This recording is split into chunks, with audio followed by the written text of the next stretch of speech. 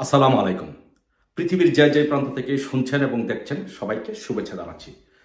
So আজকে একটি কথা বলতে চাই আমাদের দলের নেতাকর্মী এবং সকলের উদ্দেশ্যে এবং দেশবাসীর উদ্দেশ্যে একটি কথা বলতে চাই।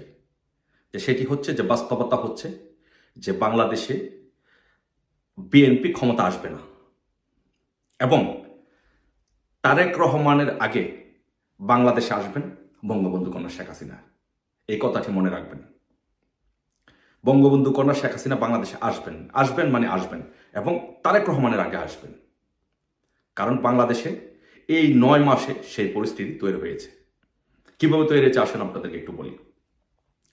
নাম্বার 1, ৫ই আগস্টের পূর্বে বঙ্গবন্ধু কন্যা শেখ হাসিনার নেতৃত্বে যখন বাংলাদেশ আওয়ামী লীগ সরকার ছিল, তখন এদেশের মানুষের নিরাপত্তা ছিল, সামাজিক নিরাপত্তা ছিল এবং অর্থনৈতিকভাবে মানুষ সমৃদ্ধ ছিল। মানুষের রুটি রুজি ছিল, আয় রোজগার ছিল, আইন শৃঙ্খলা পরিস্থিতি ভালো ছিল, দেশ একটা স্টেবল পরিস্থিতিতে ছিল। কিন্তু ৫ই আগস্টের পূর্বে এরকম একটি ঘটনা হওয়ার পরে মানুষ ধরে নিয়েছিল যে হয়তো এরকম একটা পরিস্থিতির পরে ১ মাস ২ মাস বা কিছুদিন এরকম হতে পারে।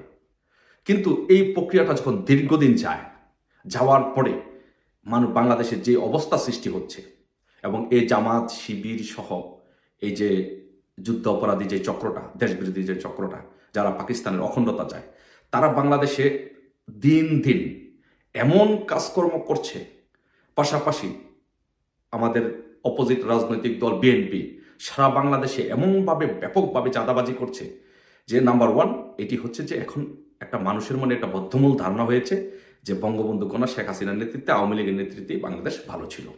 এটি হচ্ছে পাবলিক সেন্টিমেন্ট, পাবলিক পারসেপশন, এটি সারা বাংলাদেশে তৈরি হয়েছে। তার মানে হচ্ছে জনসমর্থন আওয়ামী লীগের এখন পক্ষে। এটা হচ্ছে জনসমর্থনের বিষয়। দ্বিতীয় বিষয়টাতে আসেন।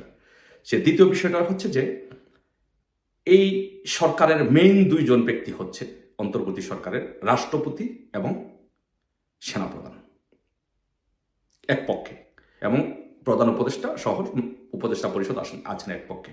কিন্তু ক্ষমতার কেন্দ্রবিন্দুতে সবচেয়ে বেশি যে পাওয়ার হোল্ড করেন সে হচ্ছে রাষ্ট্রপতি। রাষ্ট্রপতি যদি চান তাহলে এই প্রধান উপদেষ্টাকেও সরিয়ে দিতে পারেন। আর তারপরে হচ্ছে মাসল পাওয়ার, যেটা শক্তি, মাঠের শক্তি, মাসেল পাওয়ার, সেটা কার কাছে? সেনাবাহিনীর কাছে। সেনাবাহিনী ইচ্ছা করলে বাংলাদেশে যে কোনো সময় যে কোনো জিনিস ঘটাই দিতে পারে। তাহলে এই সবচেয়ে যে বড় ২টা শক্তি, এই ২টা শক্তি এমনিতেই তো আওয়ামী লীগের নিয়োগ, রাষ্ট্রপতি আওয়ামী লীগের নিয়োগপ্রাপ্ত এবং সেনাপ্রধান আওয়ামী লীগের নিয়োগপ্রাপ্ত। তো যেহেতু তারা আওয়ামী লীগের নিয়োগপ্রাপ্ত, সেই জন্য তারা আওয়ামী লীগের প্রতি মোরলেস একটা অবশ্যই একটা দুর্বলতা আছে, একটা আওয়ামী লীগের প্রতি একটা সহানুভূতি আছে। এখন এই সহানুভূতির বিপরীতে এই সহানুভূতিটাকে মাঠে এনে এই যে এনসিপি, জামাত এবং এই যে ইসলামিক মৌলবাদী দলগুলো, তারা চাচ্ছে যে সেনাবাহিনী প্রধানকে সরিয়ে দিতে। এবং সেনাবাহিনী প্রধান এটা ভালোভাবেই জানে, যদি সেনাবাহিনী প্রধানকে সরিয়ে দেওয়া হয় তাহলে তাকে গ্রেপ্তার করা হবে, তাহলে তাকে নির্যাতন করা হবে, তাকে জেলে যেতে হবে, তাকে অপমান হতে হবে, অপদস্থ হতে হবে। তো এখন সেনাবাহিনী প্রধানের হাতে একটা অপশন খোলা আছে, সেটা হচ্ছে বাংলাদেশ আওয়ামী লীগের উপর ভর করে সেনাবাহিনী প্রধানকে টিকে থাকার। এবং রাষ্ট্রপতি যদি থাকতে চায় তাহলে রাষ্ট্রপতিকে বাঁচতে হলে একটাই পথ আছে তার কাছে। যদি যেমন রাষ্ট্রপতি হামিদের, অ্যাডভোকেট আব্দুল হামিদ সাহেবের বিরুদ্ধে যেরকম হয়েছে, ওনার বিরুদ্ধে একই অবস্থা হবে। ওনাদের একটাই পথ হচ্ছে যে আওয়ামী লীগকে আঁকড়ে ধরে রাখা। এখন বাংলাদেশের সবচেয়ে যে বড় ২টা শক্তি, সেনাপ্রধান এবং রাষ্ট্রপতি, তাদের ২জনের কাজ হচ্ছে আওয়ামী লীগকে আঁকড়ে ধরা, আওয়ামী লীগের কাঁধে ভর করে দেশটাকে রক্ষা করা এবং তারা নিজেরা রক্ষা পাওয়া। এই কারণে এখন বাংলাদেশের 2টা মেইন শক্তি, আপনি দেখেন, একবার ভাবুন যে বাংলাদেশের 2টা মেইন পাওয়ার, একটা হচ্ছে মাসল পাওয়ার, যেটা মাঠ নিয়ন্ত্রণ করতে পারবে, আর একটা হচ্ছে এক্সিকিউটিভ পাওয়ার, যেটা কলমের খোঁচায় যা কিছু করতে পারবে। এই 2টা পক্ষই এখন, এই 2টা অংশই এখন আওয়ামী লীগকে ব্যাপকভাবে সমর্থন করছে। আওয়ামী চাচ্ছে যে এই দেশে আওয়ামী লীগ থাক। যদি আওয়ামী লীগ না থাকে তাহলে বাংলাদেশের অস্তিত্ব থাকবে না, স্বাধীনতা অস্তিত্ব থাকবে না, সার্বভৌমত্বের অস্তিত্ব থাকবে না এবং তাদের নিজেদের অস্তিত্ব থাকবে না। তার মানে এখন হচ্ছে আওয়ামী লীগের জন্য মাঠে আসার সকল দুয়ার খোলা, যে কোনো সময় আওয়ামী লীগ মাঠে আসবে। আর বিএনপির যে অবস্থা হচ্ছে, যে বিএনপি এতদিন বসেছিল যে তারা আওয়ামী লীগ নির্যাতন করে, আওয়ামী লীগকে দূরে রেখে মাঠে চাঁদাবাজি করবে, দান্দাবাজি করবে, লুটপাট করবে, তারপরে যখন নির্বাচন হয় তারা ক্ষমতায় যাবে। কিন্তু দিন দিন সেই অবস্থা আস্তে আস্তে ক্ষীণ হয়ে আসছে। তাদের কাছে এটা স্পষ্টত পরিষ্কার যে বাংলাদেশে এই ইনুস আর নির্বাচন দিচ্ছে না। কিন্তু তাদের যেহেতু মেরুদণ্ড ভাঙ্গা, মাইনকা চিপে ফাটাবাসের চিপায় পড়ার লোক তারা, এবং মেরুদণ্ড বাবার ভাঙা, রাজনীতি কোনো আদর্শ নেই। সেই জন্য তারা জোর গলায় কিছু বলে নির্বাচন আদায় করতে পারছে না। শুধু তারা এখন মাঠের চাঁদাবাজি, ব্যবসা বাণিজ্য নিয়েই তারা খুশি আপাতত। সো আমি এই আপাতত খুশির বিষয়টাকে আমি আনতে চাই না। এখন হচ্ছে আমাদের কিন্তু এখন বাংলাদেশে একটা আমাদের জন্য একটা দ্বার খুলছে, কারণ সেনাবাহিনী প্রধান তার অস্তিত্বের জন্য, দেশের অস্তিত্বের জন্য আমাদের লাগবে, রাষ্ট্রপতির আমাদের লাগবে। তাহলে দুইটা বড় স্ট্রাইকিং ফোর্সকে আমাদের পক্ষে। এখন আমাদের একটা জিনিস লাগবে, লাস্ট রিসোর্স যেটা, সেটা লাগবে, সেটা হচ্ছে আমাদের জনগণকে, আমাদের নেতাকর্মীকে। আওয়ামী লীগের 4 কোটি বাংলাদেশে, আওয়ামী লীগের মানুষ 4 কোটি মানুষ বাংলাদেশে আওয়ামী লীগের রাজনীতির সাথে প্রত্যক্ষ এবং পরোক্ষভাবে জড়িত।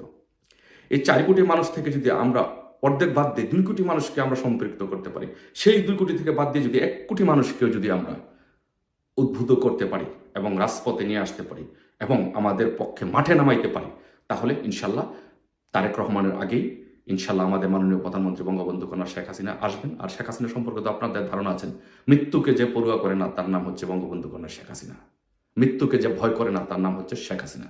তো সেই শেখ হাসিনা বাংলাদেশে তারেক রহমানের আগে আসবেন, বাংলাদেশে আসবেন এবং আবারও বাংলাদেশের প্রধানমন্ত্রী হবেন। কিন্তু এই কাজটি আমাদের তৃণমূলের নেতাকর্মীদেরকে করতে হবে। আমি কখনোই যারা দলের অপরের মহলে আছেন, আমি তাদের উপরে তাদের ব্যাপারে নেগেটিভ কথা বলতে চাই না, তাদের উপরে বিশ্বাস রাখতেও চাই না। আমি নিজে মনে প্রাণে বিশ্বাস করি, আমার মতো খেটে খাওয়া মানুষ, আমার মতো একদম ক্ষুদ্র কর্মীরা এই বাংলাদেশের আওয়ামী লীগের প্রাণ। তো আসুন, আমি সকল আওয়ামী লীগের নেতাকর্মীদেরকে বলবো, সজাগ থাকুন, প্রস্তুতি নিন, ঐক্যবদ্ধ থাকুন, রাজপথে নামার জন্য প্রস্তুতি নিন। বিজয় অনিবার্য, নিশ্চিত ইনশাল্লাহ আমাদের প্রধানমন্ত্রী বঙ্গবন্ধু কন্যা শেখ হাসিনা বাংলাদেশে আসবেন, প্রধানমন্ত্রী হবেন। এই দেশ আমরা রাজাকারের আলবদরদের থেকে, আল শামসদের কাছ থেকে রক্ষা করবো ইনশাল্লাহ। কেউ রক্ষা করতে পারবে না এই রাজাকার আলবদর, আল শামসকে। আর হাসনাতকে বলে দিতে চাই, হাসনাত, তুমি আওয়ামী লীগের নিষিদ্ধের জন্য বাংলাদেশে তুমি নেতৃত্ব দিয়েছ না? তোমার কবরে বাংলাদেশে রচিত হবে, তোমার কবরে বাংলাদেশে আমার নেতৃত্বে রচিত হবে। আমি তোমার এই কবর বাংলাদেশে রচনা করবো হাসনাত। তোমার দিন শেষ, তুমি প্রস্তুত হও। জয় বাংলা, জয় বঙ্গবন্ধু।